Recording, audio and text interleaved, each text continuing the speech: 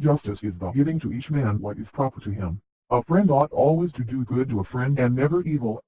Then if a man says that justice consists in the repayment of debts, and that good is the debt which a just man owes to his friends, and evil the debt which he owes to his enemies, to say this is not wise, for it is not true, if, as has been clearly shown, the injuring of another can be in no case just. What do you deserve to have done to you? The stronger may command the weaker who are his subjects to do what is not for his own interest, whence follows that justice is the injury quite as much as the interest of the stronger. Then the just has turned out to be wise and good and the unjust evil and ignorant. You would not deny that a state may be unjust and may be unjustly attempting to enslave other states, or may have already enslaved them, and may be holding many of them in subjection. Then an evil soul must necessarily be an evil ruler and superintendent, and the good soul a good ruler, and we have admitted that justice is the excellence of the soul, and injustice the defect of the soul. Then the just soul and the just man will light well, and the unjust man will light ill, so the just is happy, and the unjust miserable.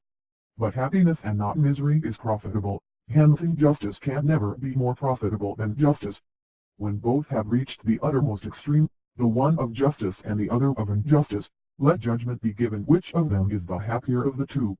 The universal voice of mankind is always declaring that justice and virtue are honorable, but grievous and toilsome, and that the pleasures of vice and injustice are easy of attainment, and are only censured by law and opinion. Can I by justice or by crooked ways of deceit ascend a loftier tower which may be a fortress to me all my days? Justice, which is the subject of our inquiry, is, as you know, sometimes spoken of as the virtue of an individual, and sometimes as the virtue of a state.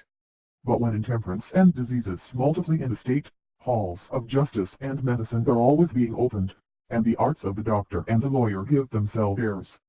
Even as they are, our guardians may very likely be the happiest of men, but that our aim in funding the state was not the disproportionate happiness of any one class, but the greatest happiness of the whole. We thought that in the state which is ordered with a view to the good of the whole we should be most likely to find justice, and in the ill-ordered state injustice. We mean our guardians to be true saviors and not the destroyers of the state.